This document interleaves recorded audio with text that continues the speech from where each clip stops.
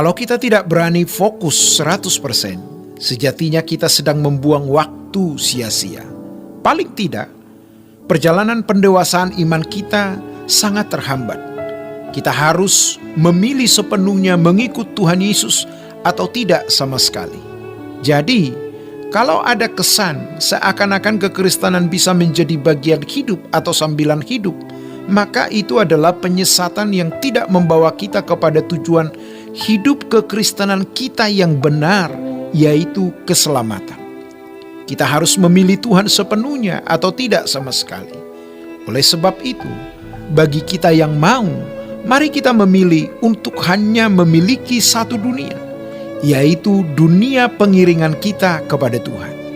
Waktu yang kita miliki harus kita pergunakan dengan sebaik-baiknya untuk kesenangan dan sosialisasi dengan teman yang tidak membawa pendewasaan iman. Harus kita tinggalkan. Kita tidak boleh ekstrim dalam mengikut Tuhan Yesus, tetapi harus sangat ekstrim. Kita harus mengalami brainwash, pikiran yang dicuci. Karena dunia telah mengkontaminasi dan meracuni kita dengan pikiran duniawi. Akibatnya, kita tidak memiliki logika rohani yang adalah logika anak Allah.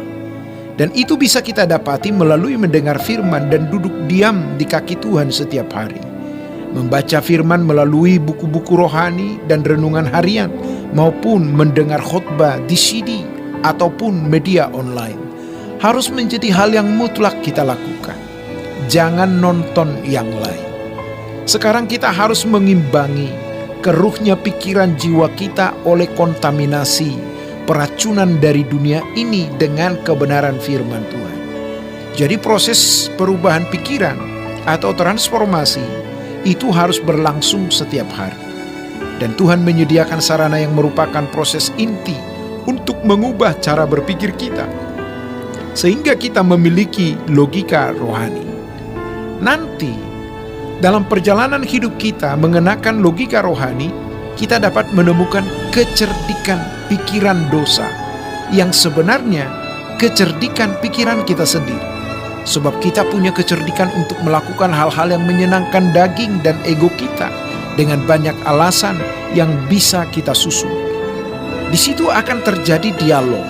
Kita bicara kepada diri kita sendiri.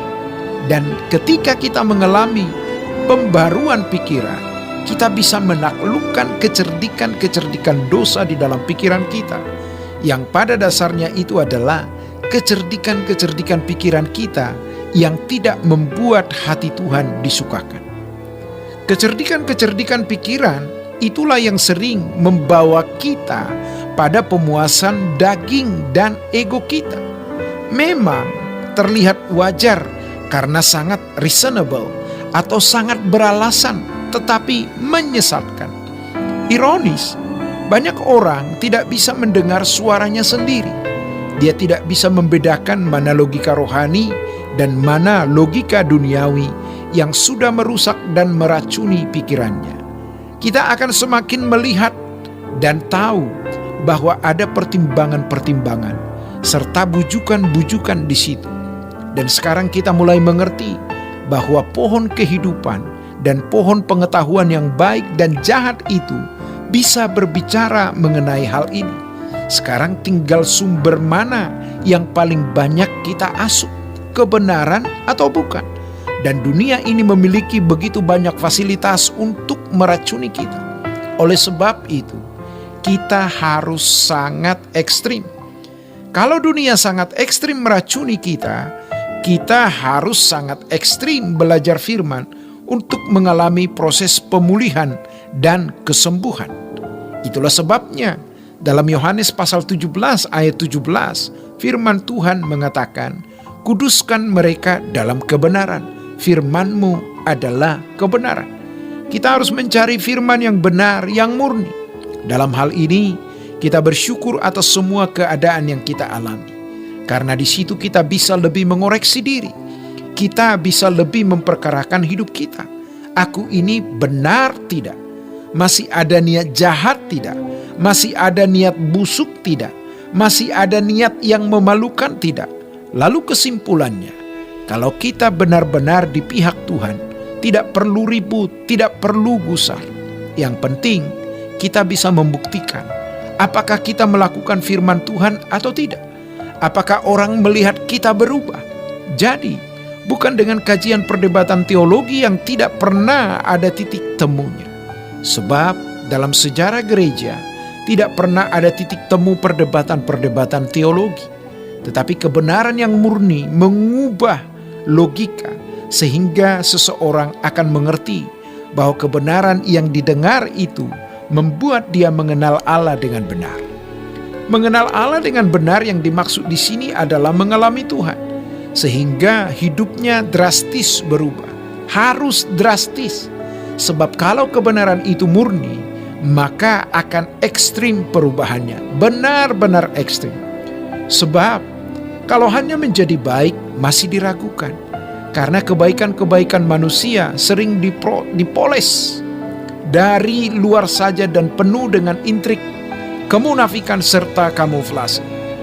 Namun kalau kebaikan yang benar akan sangat dirasakan. Jadi mari kita jadikan Tuhan satu-satunya dunia kita, sehingga seakan-akan, dan memang demikian, kita sudah mengakhiri hidup kita, mengakhiri jalan hidup kita. Apapun yang kita lakukan, baik makan atau minum atau sesuatu yang lain, lakukan semua untuk kemuliaan Allah. Itu berarti sudah selesai hidup kita di situ. Tidak ada sesuatu yang kita lakukan untuk apa dan siapa, namun semua hanya untuk kemuliaan Allah. Artinya, supaya hidup kita menyenangkan Dia. Bagaimana menyenangkan Dia? Harus serupa dengan Yesus. Tidak ada cara lain. Demikianlah kebenaran hari ini. Tuhan Yesus memberkati.